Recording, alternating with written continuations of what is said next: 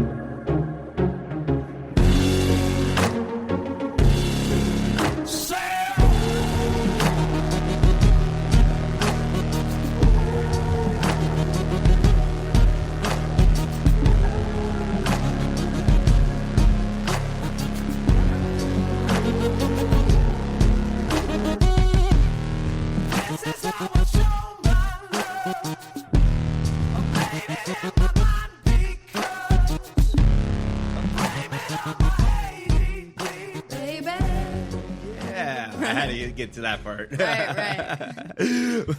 That's Sale from AWOL Nation. I didn't want to mess up their name. Sorry, guys. My name is Lisa Romero. I'm the Fuck Fentanyl guy. And this is the Fuck Fentanyl podcast. I have my special guest, Kayleigh. How you doing? Hi, I'm doing great. Happy to be here. Hell yeah. Excellent song, by the way. Kayleigh, where did you grow up? I grew up in Santee in East County, so San Diego, born and raised. Born and raised. Absolutely. Hell yes. Mm-hmm. That's a rare thing nowadays, you know. I feel like people leave, but they come back. How can you leave San Diego, right? I know. Fuck, dude, I can't. I've only been to other Nevada and Arizona. It sucks. Right. I can't do it. There's definitely other states that I have my eye on and I love, but you have everything here. Yeah. Yeah. I mean, if you like the desert, you just go a little past East County and there you go. Right, you got the beach, the mountains, the river, you got it desert. all. Yeah, it's all right here. Yeah. Wow. So, what was it like growing up in Santee? It was an interesting. Honestly, I don't remember most of my childhood. I have a suppression there. Oh. I grew up in a single parent household. My mom, was my sole caretaker. Yeah. And she struggled with alcoholism herself, you know, and it was interesting just having that be my sole, role model. Right. So school was like my outlet. Sports was my outlet.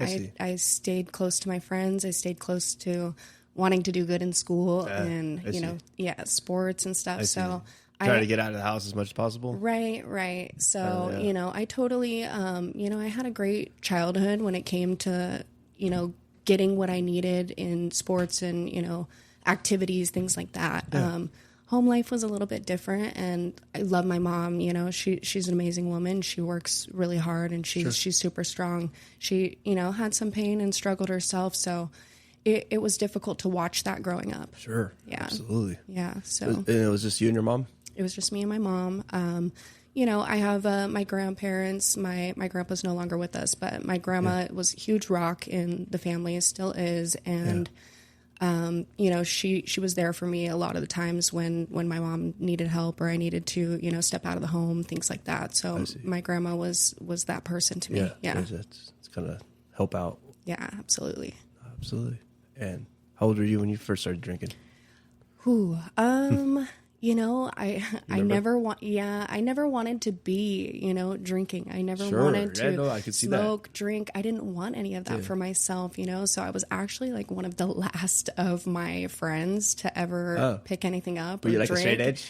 Kind of like that? I knew what I saw and I knew I didn't like it and I didn't want that. But eventually it was like, I did what I knew, Sure. So, and that was my vice, right? So I learned how to cope the wrong way, I guess. Yeah. So I think I had to have been like 14, 15, I think, around that like age. high school. Yeah, like maybe 13. Oh, okay. Like 7th grade, Okay. 7th and 8th grade. Oh, okay. And then we let the ball just start rolling. I see. So you're like the last one on the block. Right. Drink. Right.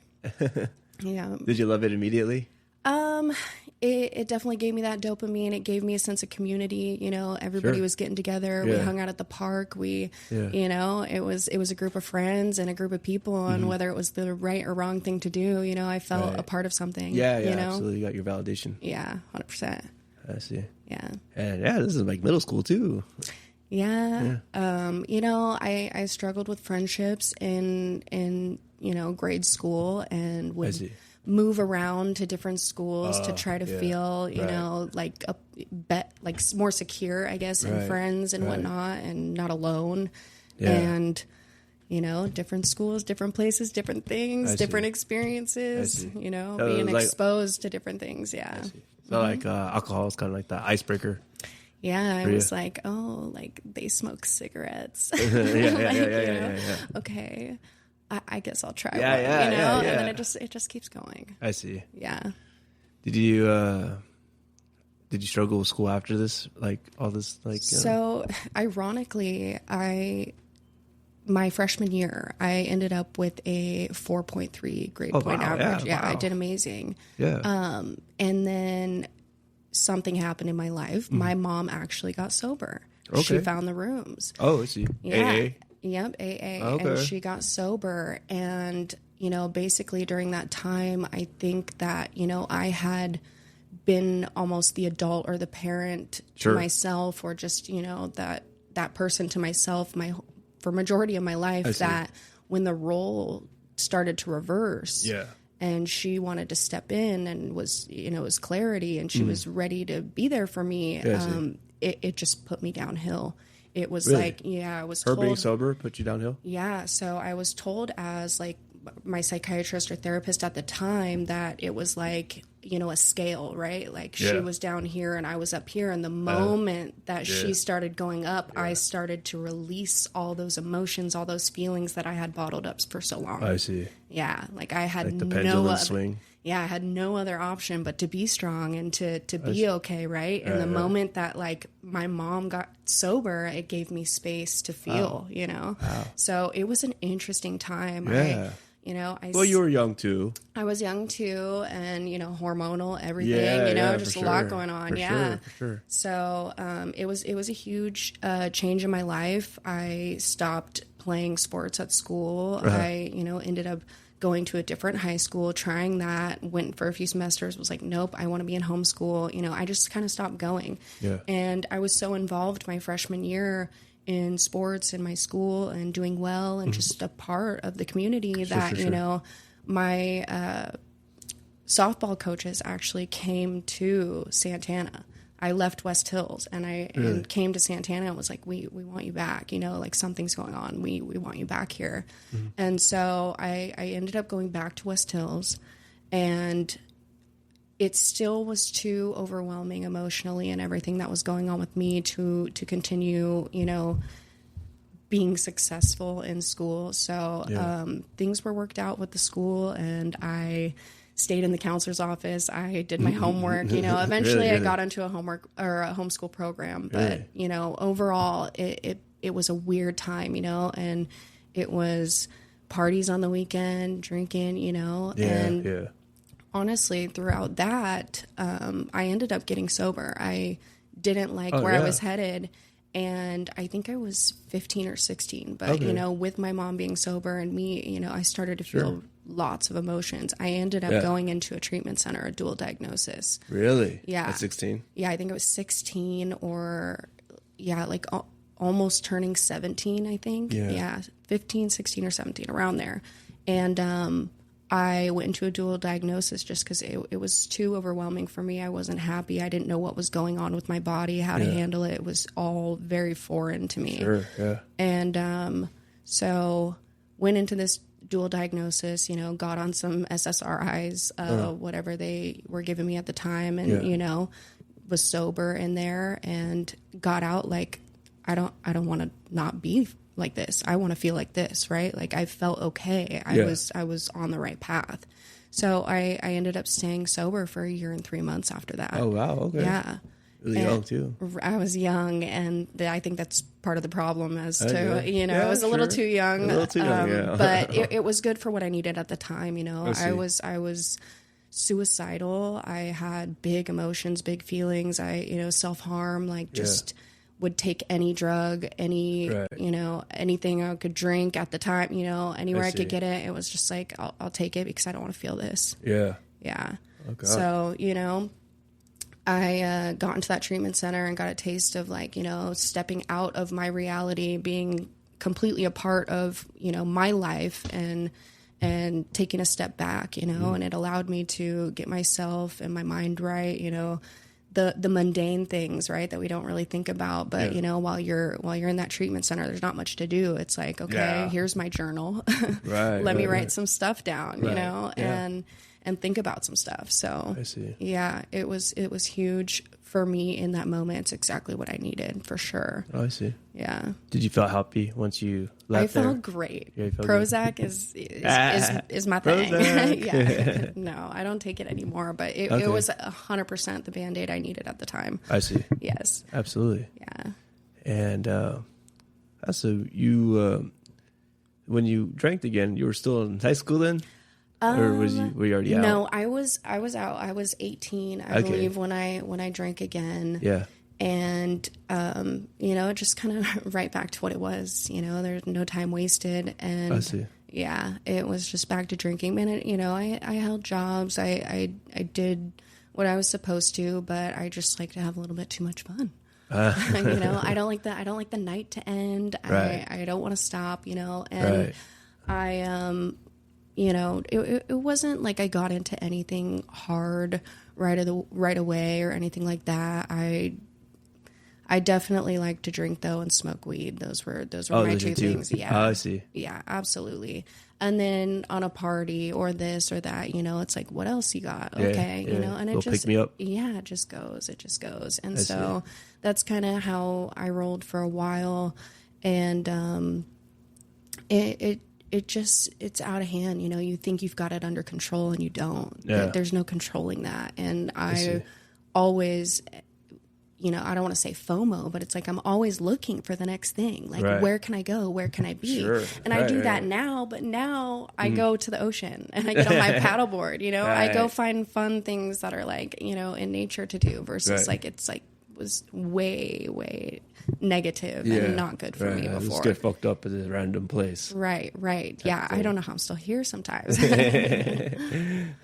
Yeah, so, I just spent a lot of, I guess my early 20s figuring it out, and now that I just turned 30, a lot has changed. A lot has changed. I'm sure. 100%. When you're in your 20s too, it's like everyone's drinking and smoking. You know what I mean? Right. Most people are. Right. I mean, the crowd that I was around was. 100%. Maybe not overall the world population, but around here, I see it. Definitely. That's how it was for me, at least. Sometimes I think it's the environment. San Diego is a go city. It's nonstop, There's always something to do. There's always something going on. So for sure. I got caught in the mix for sure. My biggest issue were people that I dated.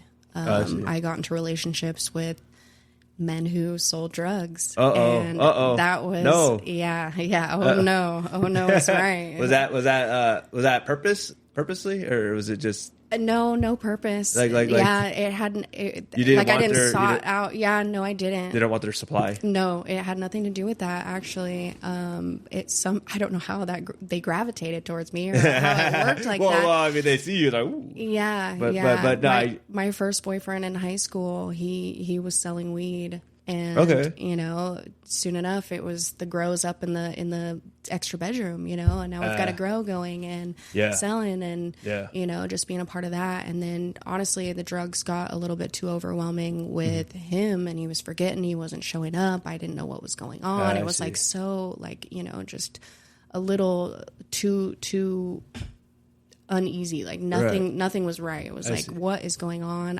He ended up like driving his truck through the bottom condo like fence. Oh, like, fuck. just too much going on, And so eventually, that ended. It just wasn't working. But somehow you found another. I found another. Wow. Yeah. Was it something that you found attractive in a man? Just like no, I didn't know this man sold drugs. It just happened. It just happened. It just happened. Okay. I think it's like the business owner like aspect. Sure. But I had entrepreneurship. Yeah, there sure. I get that. But I had no idea this person sold drugs. I see.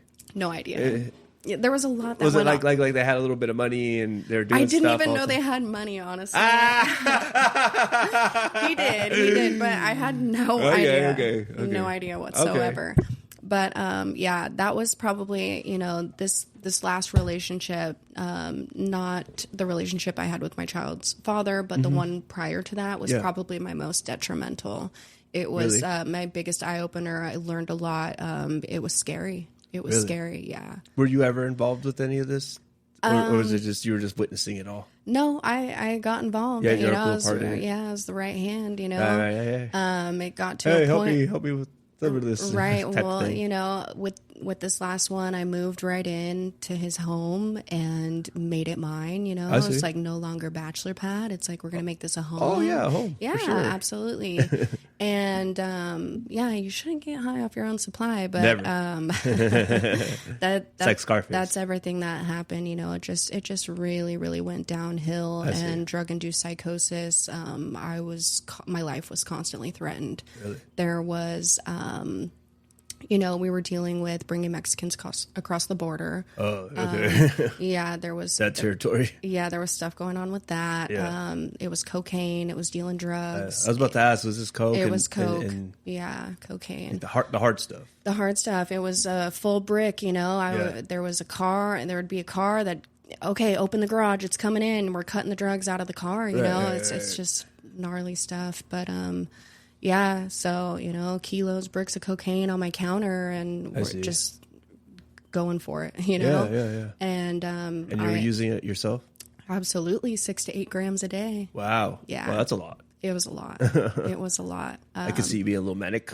Yeah, I never was someone that was looking out the window or anything like that, sure. But I didn't like to go to sleep. That's not good. I didn't like to go to sleep. And so, it'd be 2, 3, 4 days sometimes where I just was not wanting to go to bed. I didn't want to go to bed. And there's a reason for that too, with him, so I never realized that you could put cocaine on weed or whatever. Oh, you never smoke it. And a lot of people say well, you can't get high like that. You have to turn it into crack cocaine. Oh, no. You can throw that on some weed and you will feel a completely different high. Oh, yeah. So I didn't believe him when he was like, oh, I'm smoking a cocoa bowl. I'm like, cocoa bowl. Yeah, what's a cocoa bowl? Okay. And then I'm like, you're wasting our cocaine, first of all. And then he's like, whatever. Try it. I tried it. I was like, I don't know what you're on, but it's not giving me the high that I want, Sure. Yeah.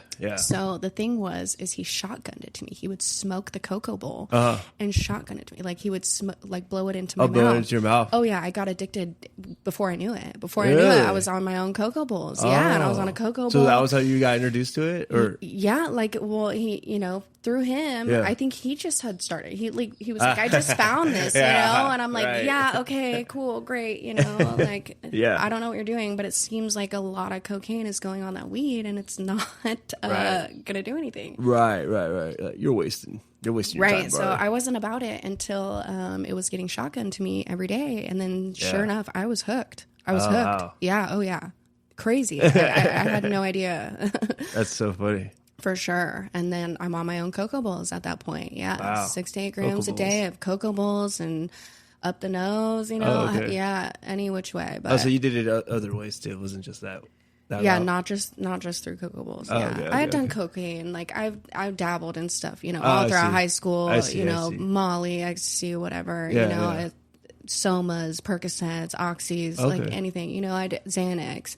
But I never made anything like an everyday habit besides alcohol and weed. Right. Those were my staples. Yeah. I feel that. Yeah. And then, but then I found this drug dealer boyfriend. I see. And then cocaine was every single day. No, yeah. I feel it. Big time. And, wow, how old were you when this was going on? This was, it seems recent to me, but I guess, my daughter's 4 now. So I think I was 21, 22 when I it was like 6-7 years ago now. No I want to shit. say, maybe 6 years ago. Wow. Okay. Yeah, 6 years ago when I started getting like way too deep. And then, because it was like very shortly before I got pregnant. So that's, 9 months, like maybe like 5 to 6 years ago, between, 5 and 6 years ago. That's when all this was going on. Yeah. I see. And, I was with somebody who would get very angry when they were on drugs. It was definitely a drug-induced psychosis, big time. Yeah. And my life would be threatened. Oh my God. Consistently. Yeah. I had guns to my head, locked in closets, By this person? By this person. Dragged out of bed by my hair. Yeah, I didn't want to go to sleep. Fuck that dude. I didn't want to go to sleep. Yeah, I don't blame you. Right. So I stayed up. Oh my God. Fucking piece of shit. Yeah. Yeah, it's rough, but it's drugs. That's what happens, that's what happens. I mean, yes, but still. Right. Right. But, wow. Yeah, no, there was times I tried to get us off and was like, hey, I'm not trying to attack you. Like, I didn't want to attack him, right? And I was like, let's go on a trip. Like, let's go somewhere so I can get you outside of your house. Like, I want you to maybe, like, take a look at our life, right? Your home, the way it operates from an outside perspective. Like, let me get you outside of your house. And took him on a trip. We went to Vegas, which is not the great place to go, You're right. But, that lifestyle. But that's kind of like where we would always go. And we didn't even really do much while we were out there. But, I kept trying to get him to see what was going on. Like, let's get sober. Like, I don't want this, like, I love you, Sure. And it was, Kayleigh, you need to worry about yourself. Like, that's, like, I consistently heard that, like, you need to worry about yourself. You need to worry about yourself. Like, and I don't think he knows, like, what he taught me or what he was even trying to say is what I got out of it. But later on, now I know, like, I can't change people. No, absolutely.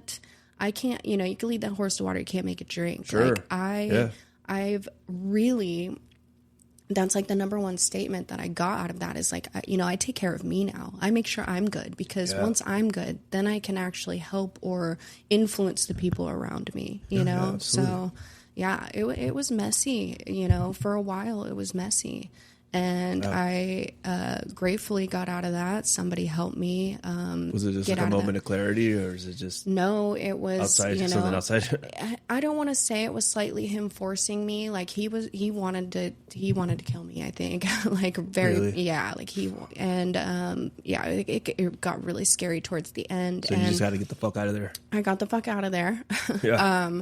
Somebody helped me, and then I was stupid enough to kind of go back. Like I really loved him, but that's that's just for the birds. Sure. But I went back, and it was just over. We knew it between us. It was over, and I found a place to go. I couldn't go home. He was threatening to kill my family. He was like, it was like, I didn't know when a good or a bad day was, Sure. like it was very sporadic. And so, I couldn't go home. I found a place to go. I ended up posting a photo in the backyard of this place. He knew that place. I guess I didn't realize that he showed up in a ski mask with a gun. Oh my fucking and God, they opened dude. the door and was like, yeah, you have to go.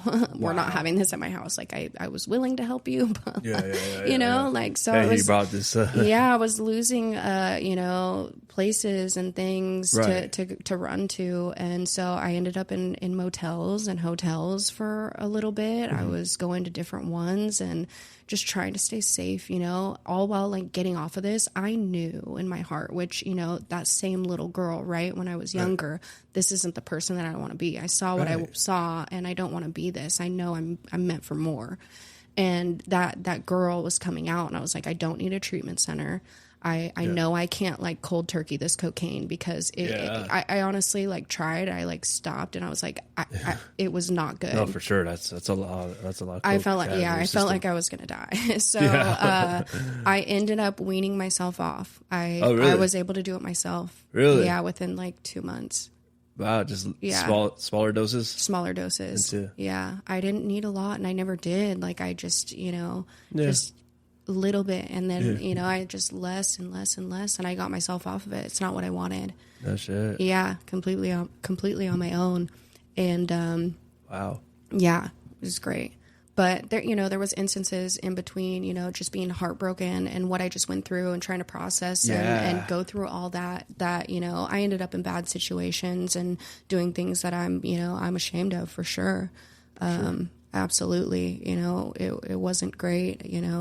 I have to face that part of myself too, Yeah. And it led me to a lot of different things on websites, doing this, doing that, how am I going to get my money? How am I going to do this, Right. And so it led me down a dark road, I ended up, at this one guy's house and he was shooting up heroin and cocaine together. I see. And speedball. Yeah. And I was like, fuck it. Wow. Fuck it, let's do it, and without ever doing heroin or anything. Yeah. And luckily he missed my vein, like I ended up with one of those little bubbles. I was like, here, you got it, you do it. Yeah. Well, yeah, thank God, because who knows where that would have taken me, but I didn't feel it, like he must have. It's like that. Yeah, he must have missed. There was an air bubble, like whatever. It wasn't right. Was it by the Killboy tattoo? Yeah, it was right here somewhere. Oh shit! But like that's how deep. Like I just had no purpose. I really lost any sight. And I say my family with like my mom. Like my mom's amazing. I still she's still in my life. Helps me so much with my daughter today.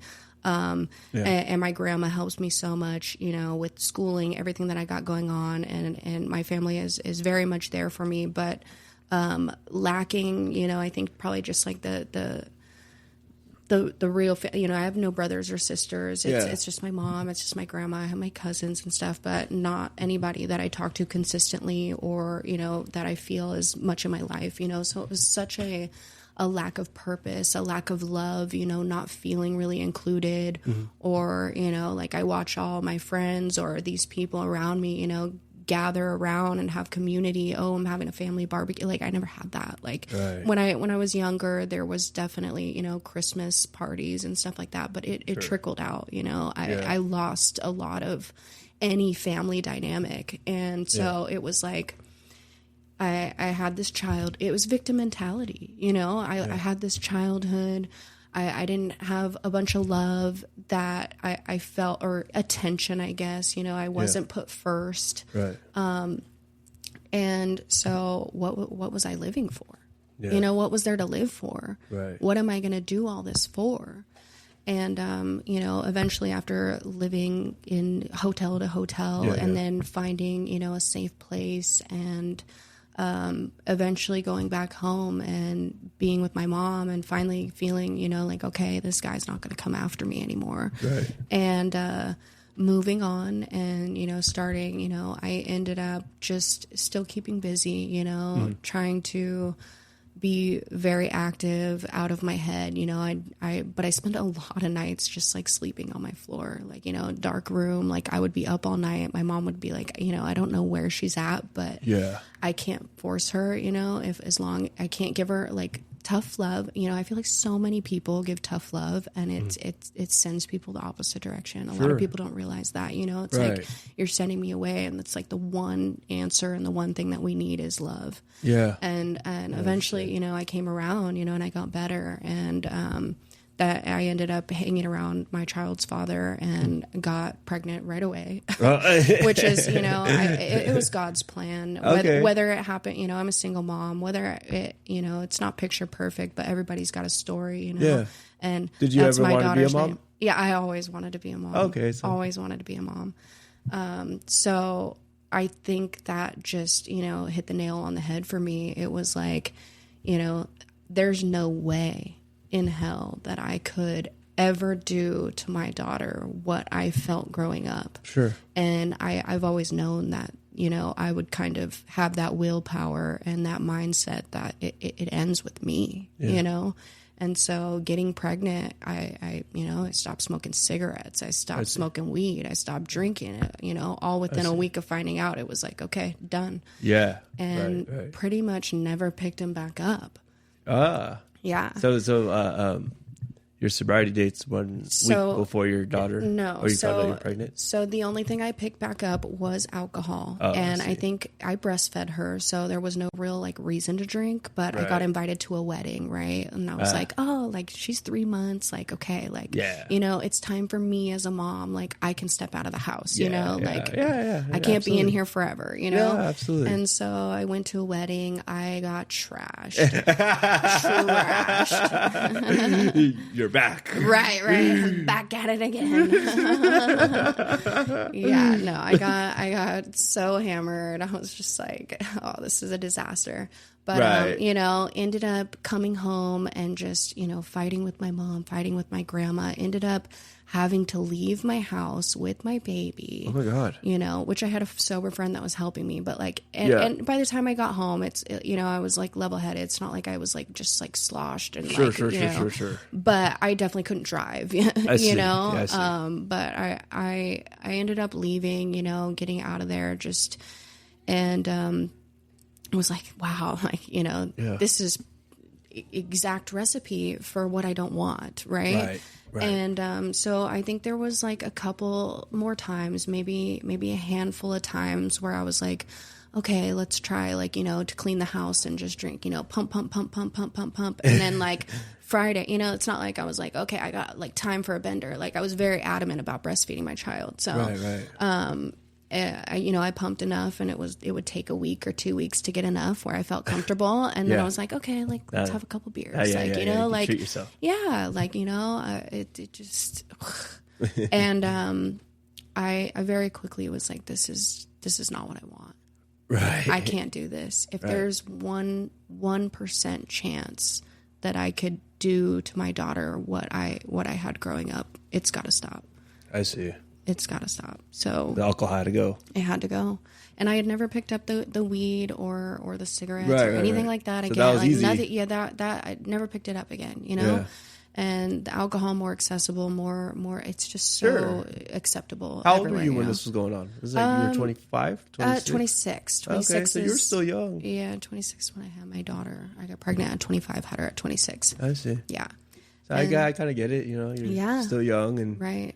want to go out and and and still at this point I have 2 DUIs from the past. Oh no shit! And it was in between those two, which one happened, I think in 2018, which I flipped my car actually. It wasn't nothing, but so that had happened, and then it took me a while to even get a car or figure out the next situation for a car. Right. Shortly after that, I got rear-ended by a friend of mine. We were both coming home from Ocean Beach, and then that car was totaled. So it's I feel like I went through from 2018 to 2021, 2022. Even I got my car 2 years ago. Okay. Yeah, 2 years ago. So I went without a car for so long, and I just felt like I was consistently trapped in the house and no vice, no nothing to do, right? I'm all so I struggled with that. I want to be out, I want to be outside, I want to be out doing something, and it was okay, well, I guess I'm gonna have a drink, right? I see. Yeah. And but it only took a handful of times, and I was like, I can't do this to my kid. I can't do it. I can't do it. I don't want to say traumatized, but I went through what I went through for a reason, I respect my past. I'm grateful for it. There's no better person to have gone through what I went through than me. Love yours, right? And I'm blessed because boy, did it give me, the outlook that I have today on being a mother and the person that I present myself to be, I respect myself. I love myself today, and that's all what came from getting pregnant and having my daughter. Yeah, definitely. I think that it was like a light bulb. A light bulb went off, and it was if I don't love myself, how could I expect my daughter to love herself? You know, how could I expect that from her? Right. And so I started taking care of me. I see. I started to put, you know, myself first in a sense to where, you know, if I'm not okay and I'm pouring from an empty cup, then it's going to go back to where it was. Right. It will, because I'm not happy and I'm not okay. Right. So I made taking care of me, my soul, you know, like I made sure that was important. Yeah. And so I saw 75 Hard, that program by Andy Frisella. Amazing program. It's actually, you know, a lot of people take it as a challenge. It's not a challenge. It's actually a year-long program that you can keep running. Really? A lot of people stop at 75 Hard. I've done 75 Hard, I think 3 times now. What is that exactly? It's a mental toughness challenge is what he calls it. Oh, see. Yeah, a lot of people do it in order to lose weight, or, you know, because his program is it's 2 45-minute workouts a day. Okay. One needs to be outdoors, so, you know, not under an awning, not in your garage, like outdoors. Be in the sun, get some sunshine, right? Okay. So 45 minutes outdoors. The other one is on you. You can do it outside. You can do it in the gym, wherever. Sure. It's drink a gallon of water a day, no cheat meals, follow a diet, no alcohol. Oh, okay. Read 10 pages of a self-help book, and then document your progress. Like do a picture, you know, of your body, and you do that for 75 days. So I was like, you know, when I commit to something or you give me a challenge, like I'm not going to fail this, right? Like I'm on. Yeah. And so I decided that that's what I was going to do. I set my mind to it, and I was game over. And I did that. And I had even had a friend, you know, like drop off a drink. Like they had stopped by my house and they like had, I don't know if it was a White Claw or what. And they're like, here for when you're done with your program, you know? And I think when I started that program, I didn't necessarily I was like, I'm sober for life, you know? Mm-hmm. But by the time I was done with that program, I was done for life. Really? Yeah. And so that's pretty much what started it, you know. Wow, about a couple days before I decided to do 75 Hard, I was like, okay, I had my last couple drinks with my friend that came over. Yeah. And she's now sober too. She followed like 6 months behind me. But cool. Yeah, amazing. I love that ripple effect, right? Yeah, absolutely. And so I was like, yep, I'm going to do 75 Hard. And then I stayed on that. And you did it multiple times over? I did. So, yeah, the first time I just did the 75 Hard. I can't remember if it was the first or the second time, but I ended up doing, like, there's phase 1, phase 2, phase 3. And I went through phase 1, phase 2, and then I didn't complete phase 3 just because it like wanted you to like talk to a stranger or along those lines, and I didn't have a car. I was like not leaving my house, so I didn't. It was a little bit challenging. It was a little challenging. Like, you know, I went on walks and I would like talk to people and do the you know, gesture or whatever outside on my walks, but I didn't always run into somebody, and it's like, okay. But yeah, you know, I changed my vice even without a car, being home stuck, you know, being a single mom, you know, not feeling, you know, support, or, you know, just really kind of doing it all alone, and having that reality set in, you know, that it's kind of depressing, but at the same time, you know, I weaponized that. Yeah. I weaponized that, you know, I conquered. We're above that, right? Yeah.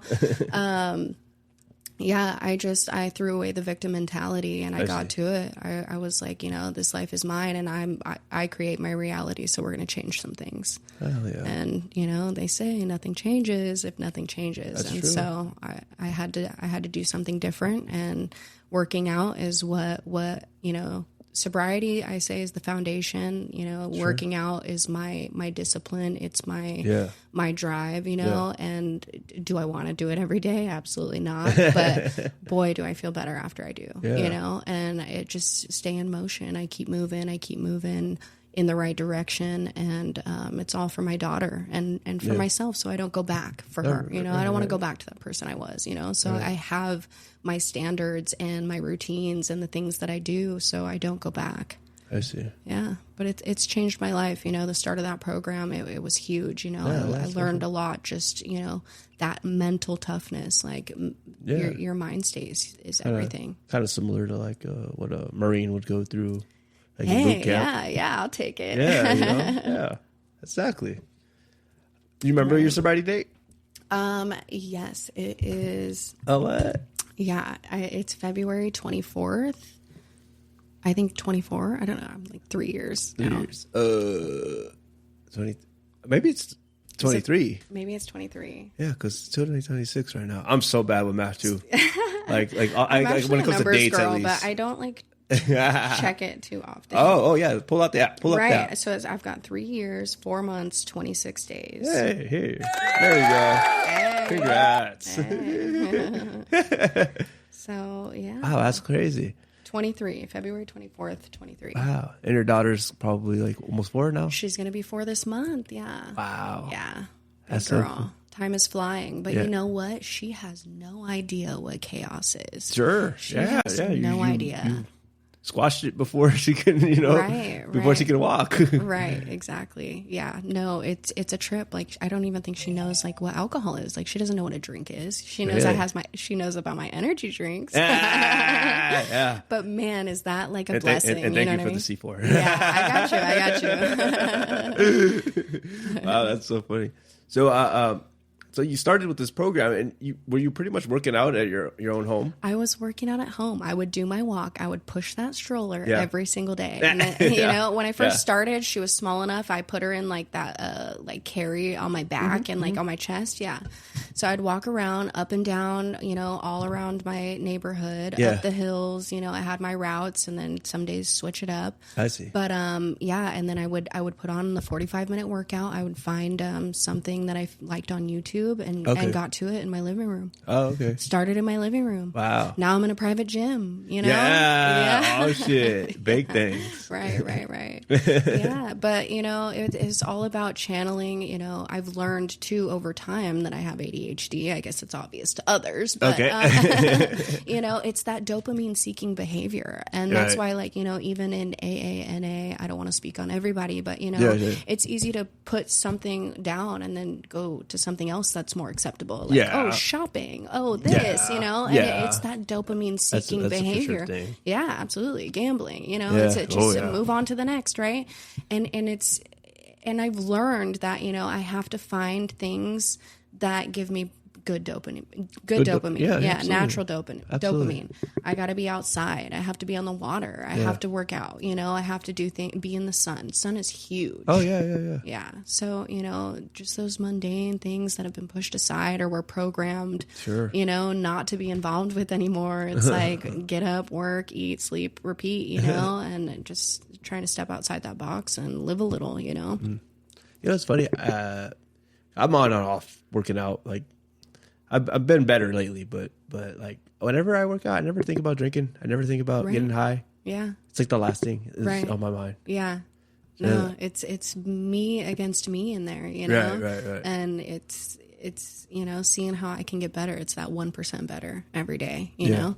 And I go in there and I do my thing. I take my videos now. Yeah. I've seen a couple. Yeah. No, I really enjoy it. I spend my time there and I invest in myself by doing that. It's huge. We got to pay attention to ourselves too. And I think a lot of that, inner trauma and stuff, it comes from a lack of being paid attention to, a lack of somebody investing time into you or, attention or anything. So you got to learn to give it to yourself. And that's one way I do it for sure. And it works. I see. Yeah. And you're working right now too, full time? I go to school full time. I did work a little bit at the Serenity Shop in Santee. You did? Yeah, for like a year and a half. What? What year? It was.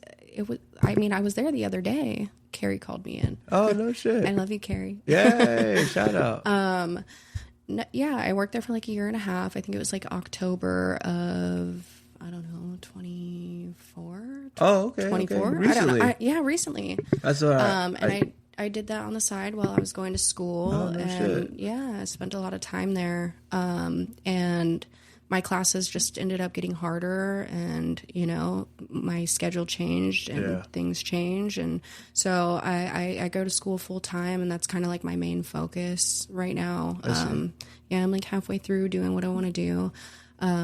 Programs and things are changing though with what I'm doing, so I'm not entirely sure what my future holds. I just let God hold that, in their hands. I had a plan, but everything's working itself out, I see. So I'm just doing what I have to do along for the ride, Yeah. And straight A's at it. Hey. I like that. Chasing those A's. Yeah, absolutely. Yeah. So I work really hard. I make sure I go to softball every week. That's my hobby. I do my thing. Oh yeah. Is it like a recovery softball or just? It's not recovery softball, but by the grace of God, I found a team that everybody's pretty much sober. Everyone's I've played softball all my no life. Beer leagues. I mean, everybody out there. I feel like at least when I used to play down there, pre-COVID.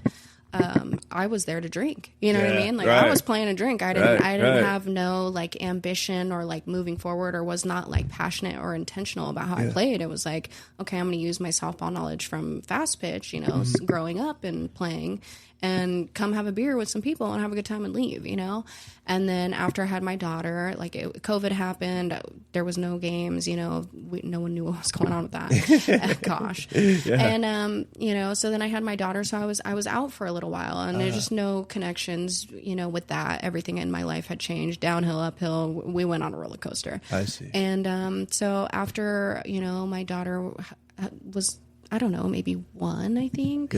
Yeah, 1.5, something like that. I got on a Facebook group. A lot of people are looking for female subs. So I was like, hey, I'm ready to like get back in. I don't know that I can commit to a team. It's hard to find childcare, but I really would love to play, on a team. Somebody commented on my post, hey, we're looking for a girl. Can you play this day? And I was like, I'll be there. Hell yeah. Showed up, and I never left the team. Wow. Been there ever since. I don't think I've missed a game. Been there like 2 years now with them. That's right. Yeah. That's right. Yeah. So I played two teams on Monday, and I picked up a Friday team. I just did my first tournament up in Big Bear. That was amazing. Oh, really? Yeah. Oh, yeah. Oh, that's had a cool. great time. It's so many times I've been asked, oh, do you want to do tournaments? Oh, can you do tournaments? And I'm just like, okay, y'all take this too seriously. Yeah, I know. I just do this on my free time. Right. Like I got stuff to do and places to be, my guy. But no, I had a great time. I enjoyed it. It was amazing. And so now I'm like, okay, I can fit like a tournament in a month, One tournament. Yeah. Right. But no, I truly enjoy the sport. I love it. And so that's like kind of my other thing. Oh, right on. Yeah. Right Every on. Monday and my Friday team. And then, now I'm in the tournament game. Tournament, hell yeah. Have you won any titles or anything like that since you've been playing? I mean, like in rec or, beer league, whatever you guys call it. I have no idea.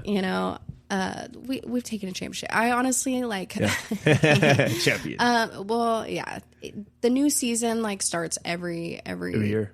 2 weeks, or I mean 2 months. Oh. There's a new season, so it's like it just cycles through so fast. Yeah, I didn't know that. Teams leave, new teams. Like I think okay. this season there's like 4 teams, so we're like all playing each other every week. I see. It's like, I see. Yeah, so it's not like anything serious like that that I know of. And for my first tournament, no, we did not. No.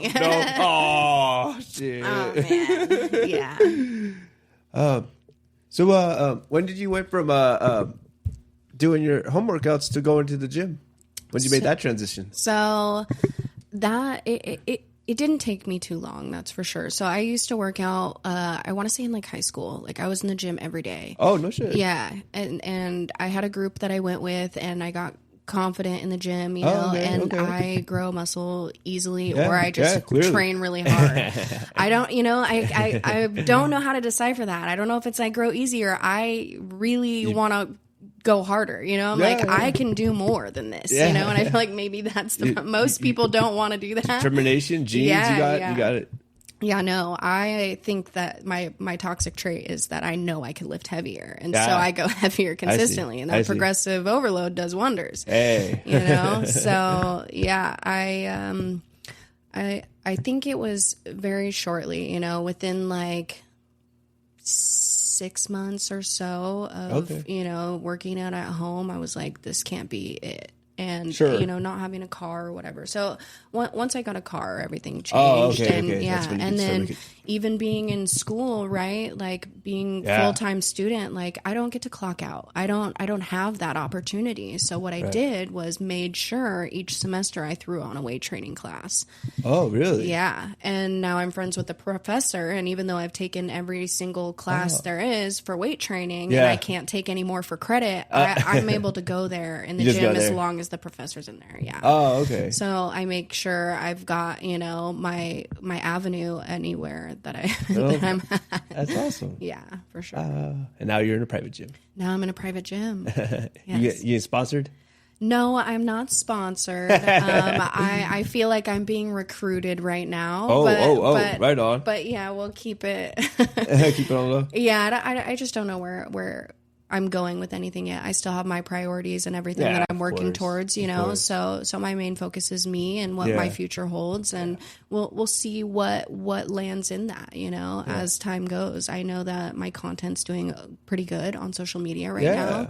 I'm definitely, moving with followers and traction. I'm not huge or big, but people are seeing that. I'm having brands I think reach you're out. big. Yeah, right. Brands are reaching out. They want to send me products. I'm getting stuff consistently with brands reaching out. So we'll see where it goes. Right. Oh, yeah. That's the whole point. I definitely didn't want to not post intentionally. I've been through such a transformation. Yeah. And I still haven't learned how to navigate my Instagram completely the way that I wanted to, because I there's no doubt I want to help people like that. I'm not just posting to post. Yeah. I get so many messages where it's like, I can't believe, even from men that are like, I can't believe a girl, like, who I don't even know, posting is like convincing me to get to the gym right now. And I'm like, that's the whole point of this. Right. All right, see you there, Yeah. And I have to share this transformation. I feel like that's, spreading, or I'm not like majorly religious or anything right now, but if there was, spreading the word or sharing, like, I feel like that's it right there. It doesn't have to be in a way that maybe everybody else thinks it should be. But, I went through such a transformation. I was so low, self-hatred, disrespect towards myself, just allowed things to happen, sexual assault, domestic violence, just such a low place. And to loving myself and boundaries and standards and, celibacy and, like I'm over 4 years of celibacy right now, and focusing on me and getting to be the best version of myself. That's my main focus right now. I want to be the best version of myself for my daughter, and that's what matters most to me. So if I can come from where I did, and I still feel like, I don't have much family. I have my mom, and I talk to my dad here and there, but he's not in the state. I don't really see him that much. I see. He was never really around. Right. I don't want to say a falling out. It was kind of like an out of sight, out of mind type of thing, Right. So, I talk to him here and there. He calls me when he's not busy, but it's not like he's super active, I guess, in my life. And definitely wasn't when I was a child. So, I talk to my grandma here and there. She's doing okay, but, I could tell, age is age, there's no avoiding that. But, just no matter what, like I've learned, to create my own community and reach out to, places and people and create my own family and, learn to love myself, that I don't want to say I don't need anything, because it's great to ask for help, or, if you need something, absolutely reach out. But I guess nobody's worried about me anymore. I don't need that type of, are you okay? So, I'm doing okay for myself. I take care of myself. My daughter's great. We're great. I'm able to support us financially. I'm able to support us emotionally. I'm able to support us with security. Everything in my life is going so well. And that's awesome. And the best part is like the ebbs and flows. Like, even when there's a hard time or a difficult time or something's not going right, I learned how to channel that and use my outlets and my vices that are healthy today in order to make it through. And I just, what can this teach me? what did I put myself in this position for, to, you know, what can I learn from this to do better, or just keep moving forward? You know, that there's yin and yang of life. There's no doubt, you know, without the bad, there's no good. So, you know, I take all of it as best I can and just learn from everything, you know, and keep it moving. Yeah. Absolutely. Yeah.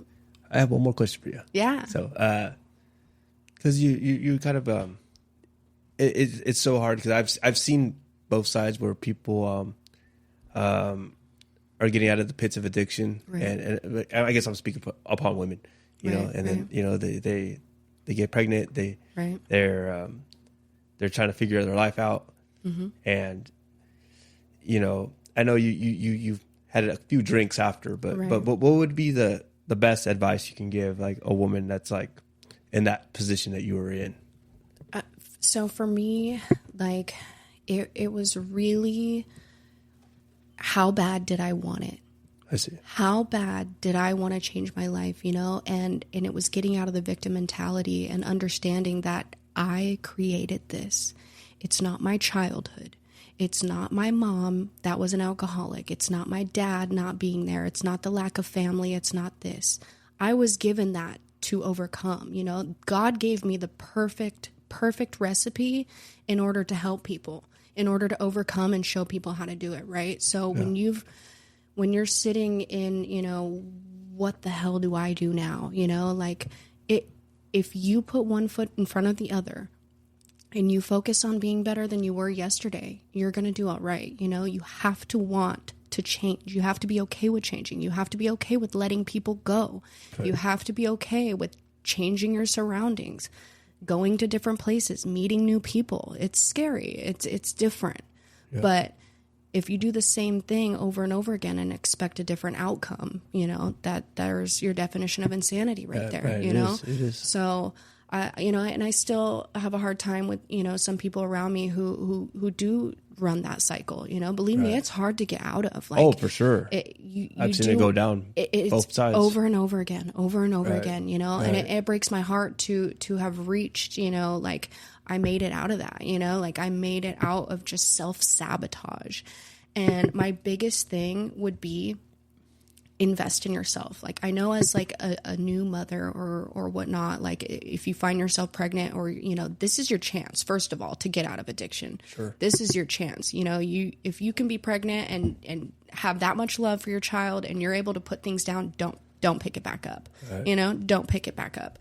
And my biggest thing was, you know, and sometimes I feel like people may see it as selfish, or, you know, like, I pay more attention to myself than I do my daughter, which is not true. But I know that maybe from an outside point of view, the amount of investment that I put into myself may look like, you know, oh, you know, but it's not, you know. I give myself that love that I didn't have before. That I was always searching for. And now that I've learned to love myself, not only does that investment and that time that I put into me, that's what my daughter sees. So guess what my daughter's going to learn to do? You know, she's going to learn to take care of herself. She's going to learn to invest in herself, and she's going to learn those vices as well. If I, you know, stopped drinking or stopped doing drugs or stopped whatever, and I was pregnant, but I did not know how to love myself, and I stayed with shitty men, and I kept that cycle going, which a lot of women do that as well, you know, then what am I teaching my daughter?